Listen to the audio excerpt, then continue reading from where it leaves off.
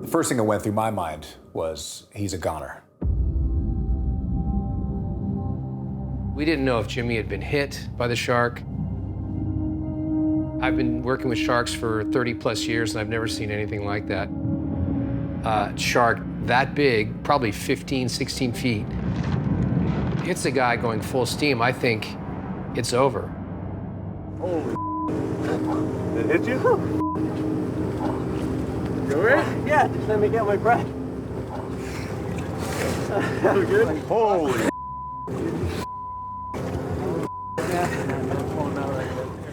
Jimmy being Jimmy, somehow he was able to avoid the shark's teeth.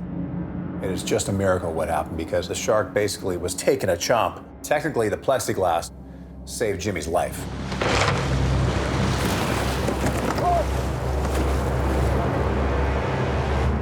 I feel like the bottom of the cage, you know, kept me safe, and I went with the bottom of the cage, and the shark went away from me, thankfully. All I saw then was the big tail when it was then going back down into the water. My initial response was just hold on to the thing, and then I was like, get your head in the water, see where the shark is. And that's when I swam. But I think he realized that he'd made a mistake and was thankfully gone, and gave me enough time to get back to the boat. So completely smashed the thing, and it's unbelievable that I haven't got a scratch on me. It's insane.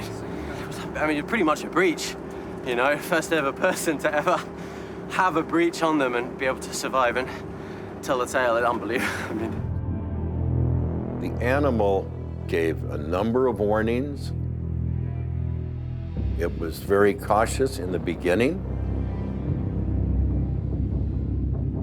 And as it became more bold, it started bumping the box.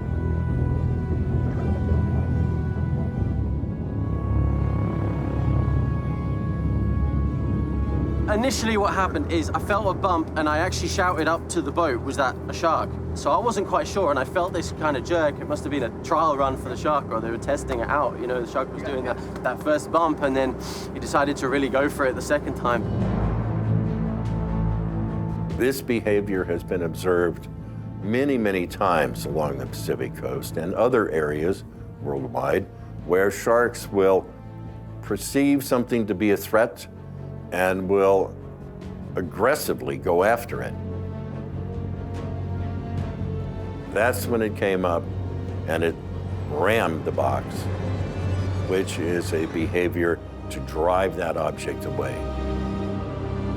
This validates something I have suspected for more than 40 years, that the behaviors of these sharks are not all predatory. The majority of the attacks by white sharks on humans are investigation and/or displacement, defending a territory. Jimmy's case is very unique in that, fortunately, he was not hurt. Some of that has to do with his ability in the water and his knowledge. A lot of it had to do with luck. It's something you don't want to try at home.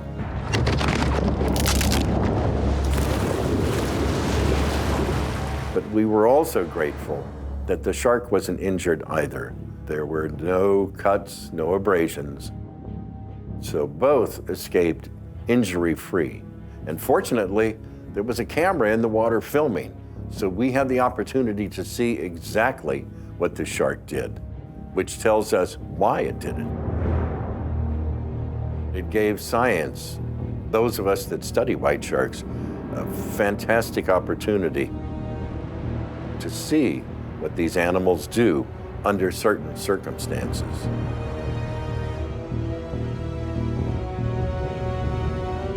I love all wildlife, and I knew the risks involved. I chose to put myself in that position. No matter what happened, I was never, ever gonna blame the animal.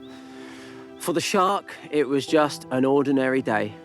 But for me, it was a day that will stay with me for the rest of my life.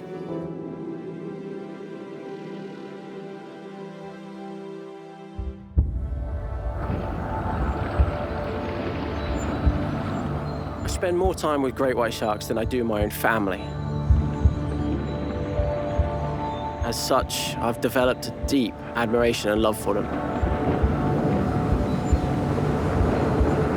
guess you could say I've had some close calls in the past, but I believe these are acceptable risks if you're working with such a large predator.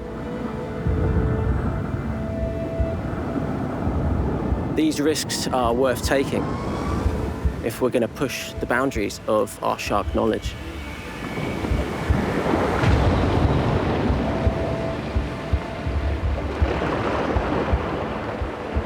There's only a few guys in the world that have a way with big sharks. Showing the world that they're not man-eaters.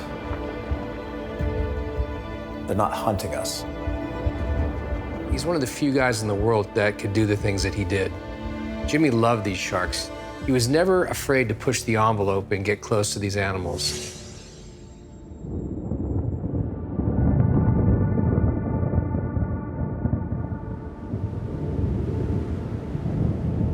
I didn't talk to him for months. Kind of went off the grid for a while. Jimmy went home to Jersey in the UK, and when I finally did talk to him, he still seemed a bit shook up. He said he was having nightmares, waking up in the middle of the night in a cold sweat. In the days after the incident, I must have experienced almost every emotion, from great highs of adrenaline to real lows of self-esteem. I was happy, of course, to have survived such an incredible encounter, but at the same time, I was left with a strange sense of guilt over what had happened.